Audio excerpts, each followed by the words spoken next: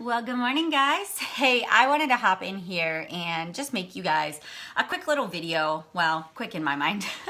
I just got done with my workout and I got showered and ready for the day. And I'm doing this 80-day obsession coach test group. And it's a new sort of idea where number one, we're doing the workouts live stream with Autumn. And she's on the West Coast, I'm on the East Coast, and the workouts are streamed at 9:30 West Coast time, which is 12:30 East Coast time. And for those of you that know me, you know that I don't like to work out any later in the day. I really like to get my workout done first thing in the morning. And so I've really been struggling over the last 2 weeks now to get my workout in. And so finally today I just kind of threw my hands up and yesterday I said, you know what, this 12:30 time isn't working for me. I'm gonna just wait a day and I'm gonna get up the next morning and I'm gonna do my 5 a.m. workout, and you get 48 hours to do the playback. So, just do the playback. It's okay if I'm not live with everybody. And so as I was working out, I find that the mornings for me are my time. That's where I get the most energy. That's where I get the best creative ideas. That's when I write the best. My brain is awake about 3 hours after that kind of time period. Like 12 o'clock is kind of like my cutoff point. It's where my creativity just doesn't flow as much anymore. And so, instead of fighting against my routine and what works for my body, I decided just to make some shifts and some changes. And so I was working out this morning and I was using these resistance bands. How many of you have ever done a workout where you put these resistance bands around your legs and you work your booty? If you've done Brazil butt lift, you know what I'm talking about. And so these bands, they kind of look harmless, right? Like they don't look like they would be dangerous. But when you put these suckers around your legs and you add a little bit of resistance, which means you start to stretch it, you begin to create this tension. And the tension makes you feel incredibly uncomfortable.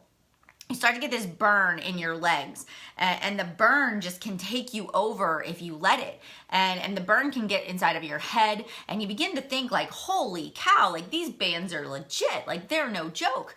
And more often than not, we want to send ourselves back into child's pose, and we want to take a rest, and we want to, in essence, take the band from resistance to least resistance. We want to relieve the tension in our life.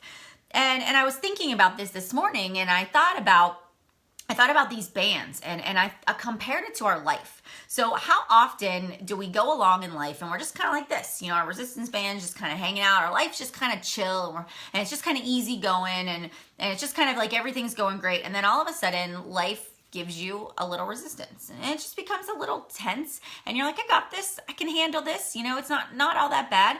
And then all of a sudden life gives you a little more resistance and you start to feel the burn in your life. And then all of a sudden you get this massive resistance and you literally feel like you are hanging on for dear life. And at any moment you could snap.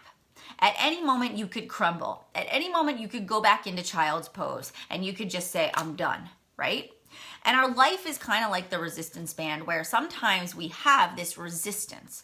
And the resistance isn't a bad thing, because what happens in our workout when we have resistance? What happens to our bodies? Our bodies change. We become mentally stronger. Every time we finish that last rep and we didn't modify, or we didn't go into child's pose, or we didn't quit, it builds our confidence. It teaches us little life lessons about, okay, change happens in the periods of discomfort that we have.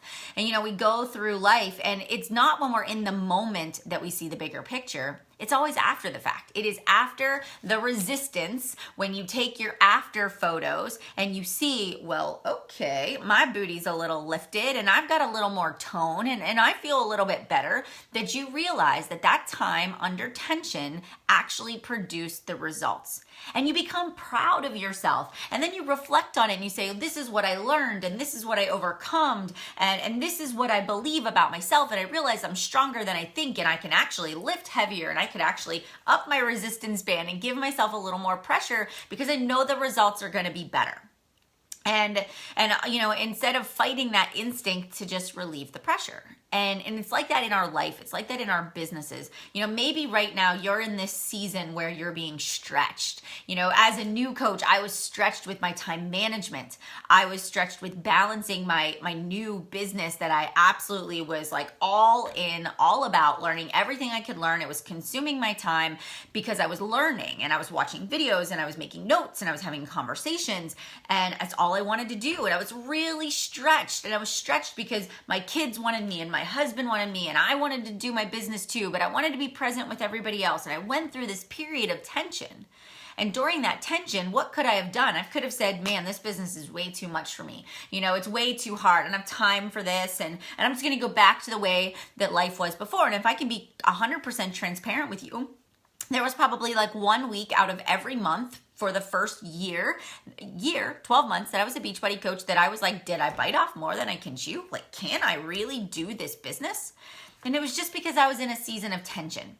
And, you know, a month after month would go by and I would accomplish my Success Club goals, and I would read personal development, and I would try to find ways to work through the tension. I found ways to work through my time management. I found ways to get new followers, to get Success Club points. And so my business, what ended up happening is the tension started to release, and I started to get confident in my skills because I was getting stronger. And I was getting smarter, and I was getting wiser. And I've realized through all of the bouts of tension in my business, going from a new coach to a diamond to a star diamond and beyond, that there were new tensions that were created for me.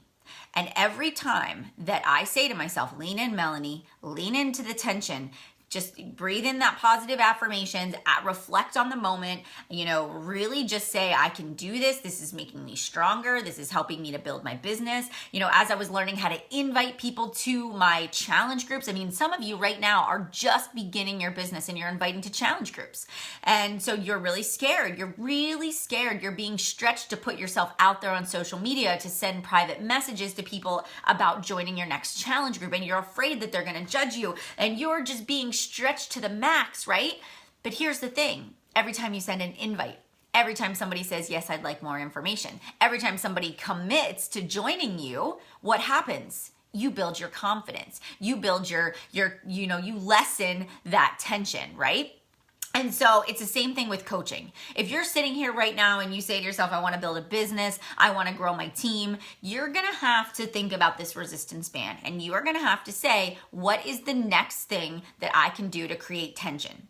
Because if you go along and you've mastered, and this is kind of part two, if you've mastered the skills of inviting to challenge groups and you're hitting Success Club, and your band is just kind of sitting there like this right now, and you're living in that comfort zone, you all know, even in your fitness journey, if you do 10 rounds of the 21-day fix, you're gonna plateau. You have to up your resistance. You've got to change up your nutrition. You have to change something. And so some of you are at a point right now where you're not being stretched, but you're status quo. And so how do you add a little more tension? Is it saying, all right, I am going to commit to creating my own resistance, and now I'm gonna invite 5 people to join my team every day. I'm gonna bite the bullet like I did when I first signed up as a coach, because I see the bigger picture. And it's time to work under a little bit of tension. Why? Because a little bit of good tension is what is going to make you grow. All right. So this morning, I want you to challenge yourself. Where are you at right now? Are you sitting here like this, or are you sitting here like this? Wherever you're at, number one, you've got to challenge yourself to create a little bit of resistance all the time. Resistance creates results.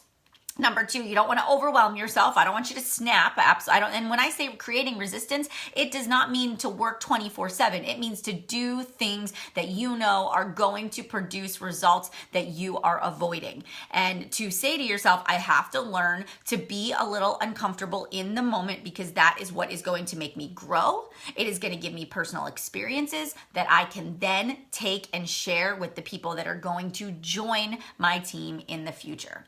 So, law of the rubber band, law of resistance. John Maxwell talks about this. We have to be stretched in order to be effective. We will never get anywhere if we live in our comfort zone. All right. So I hope that this works for you guys. And I hope that this gives you just a good analogy that you can use in your life today. And so if you've got any